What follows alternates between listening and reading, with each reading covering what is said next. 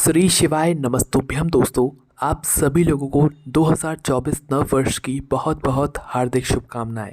दोस्तों, आप सभी लोग जानते हो कि 2024 नए साल का जो पहला दिन है वो 1 जनवरी 2024 का दिन है। पर दोस्तों, ये जो दिन है ये सोमवार का दिन है।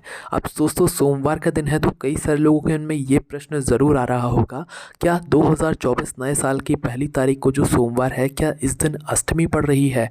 और अगर पड़ भी रही है तो उस दिन हम क्या करें? और अगर नहीं भी पड़ रही है तो आखिर अष्टमी कब पड़ रही है?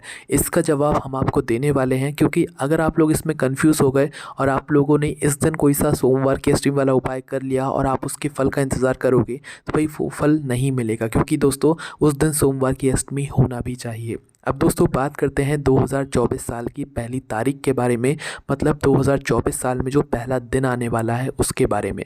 दोस्तों, 2024 साल का जो पहला दिन है वो 1 जनवरी 2024 का है। पर दोस्तों, ये दिन सोमवार का तो है, पर सोमवार होने के साथ साथ में ये दिन कोई भी अष्टमी का दिन नहीं है। इस बात का आप लोग ध्यान रख लेना। और दोस्तों, आप लोग सोच रहे हो कि चलो जनवरी में अष्टमी नहीं आ रही है, सोमवार की अष्टमी नहीं आ रही है, अगले महीने आ जाएगी। एक आध तो अष्टमी जो है यहाँ पर साल की शुरुआत में पड़ ही जाती है। पर दोस्तों, इस बार कुछ और ही हुआ है, क्योंकि दोस्तों साल का पहला दिन सोमवार है, बहुत अच्छी बात है, पर ये कोई सोमवार की अष्टमी का दिन नहीं है। बल्कि दोस्तों, इस बार तो महीने कोई से भी शुरुआत के महीने में सोमवार की अष्टमी नहीं पड़ रही है, बल्कि वो पड़ रही है लगभग 6 से 7 महीने बाद। और इस साल जो नए साल 2024 की जो सोमवार की अष्टमी पड़ने वाली है वो ज़्यादा से ज़्यादा 2 से 3 ही पड़ रही हैं, ज़्यादा से ज़्यादा 3 पड़ेंगी। इससे ज़्यादा सोमवार की अष्टमी इस 2024 नए साल में नहीं पड़ रही हैं। अब आप लोगों को ये बात सुनकर कैसा लग रहा है वो आप हमें कमेंट करके बताना। पर इस बात का भी आप लोग ध्यान रखना कि 2024 नए साल के शुरुआती जो महीने रहेंगे 5 से 6 महीने, इन 5 से 6 महीनों में आप लोगों को कोई भी सोमवार की अष्टमी देखने को नहीं मिलेगी, ठीक है? उसके बाद में मिलेगी, वो भी सिर्फ 2 से 3 ही अष्टमी आप लोगों को देखने के लिए मिलेंगी। तो दोस्तों, अब हम क्या करें? क्योंकि जो इस साल था, मतलब पिछले साल जो था 2023 में, शुरुआत में ही अष्टमी कहीं ना कहीं पड़ गई थी, पर इस बार तो कोई अष्टमी नहीं पड़ रही है। तो उस स्थान पर हम भगवान शिव जी को प्रसन्न करने के लिए क्या करें, कौन से उपाय करें जिससे कि भगवान हमसे जल्दी प्रसन्न हो और वो हमारी सारी मनोकामनाएं जो है वो पूर्ण करें? तो उस स्थान पर दोस्तों, आप लोगों को इस साल के पहले दिन, मतलब 2024 साल के पहले दिन, कुछ विशेष नियमों का जो है यहाँ पर ध्यान रखना चाहिए, कुछ विशेष नियमों का पालन करना चाहिए, ठीक है?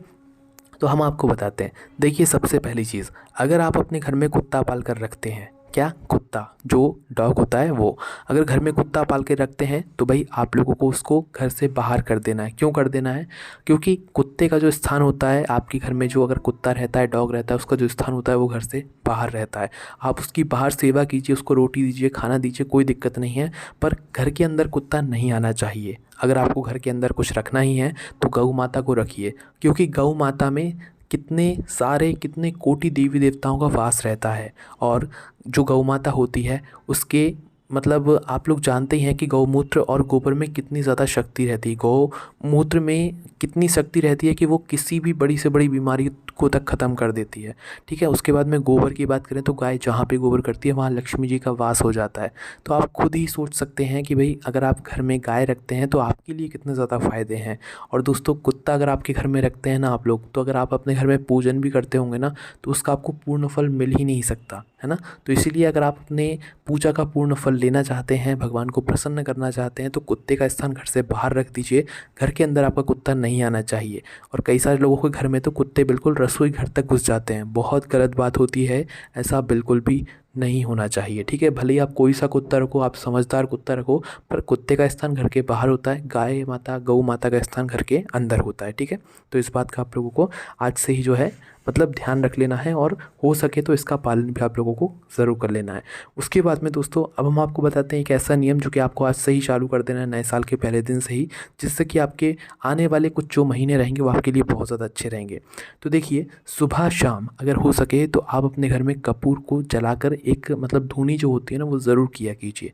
कपूर को जला दिया और बस जलाकर एक आरती जैसी कर दी या पूरे में घर में घुमा दिया, तो बस उससे आपके घर में सकारात्मकता आएगी, कोई भी लड़ाई झगड़ा नहीं होगा, है ना? इस बात का आप लोग ध्यान रखिएगा। उसके बाद में दोस्तों, इस नए साल में आप लोग एक बात का और ध्यान रखिएगा कि हफ्ते में एक बार आप अपने घर में समुद्री जो नमक होता है, नमक का जो है पोंछा आप लोग ज़रूर लगाया कीजिए। मतलब जो आपके पोंछे की बाल्टी रहती है, उस पोंछे की बाल्टी के अंदर थोड़ा सा नमक डालकर उससे पोंछा ज़रूर लगाना चाहिए। हफ्ते में सिर्फ एक दिन, बस गुरुवार के दिन आप लोगों को इस नमक से पोंछा या पोंछा नहीं लगाना चाहिए। गुरुवार का दिन छोड़ दीजिएगा। इसके अलावा आप हफ्ते में किसी भी एक दिन जो है समुद्री नमक का पोंछा ज़रूर लगाया कीजिए। आपके घर में अच्छी सुख शांति बनी रहती है।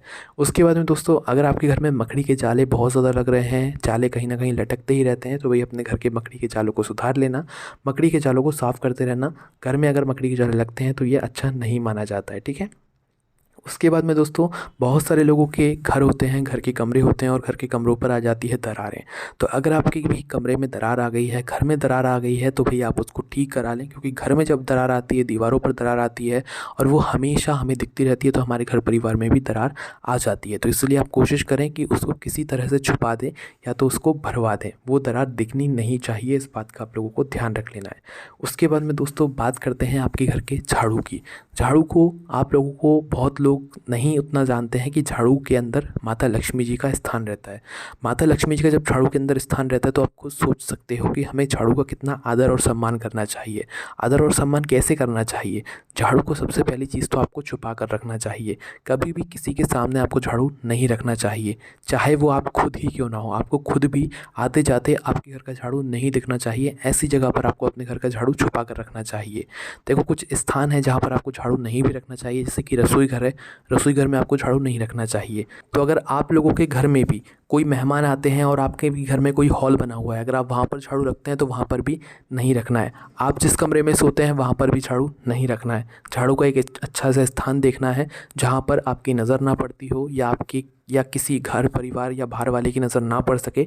ऐसे स्थान पर आप लोग अपना झाड़ू रखना शुरू कर दीजिए, क्योंकि झाड़ू में ही आपके घर की लक्ष्मी जी का वास रहता है।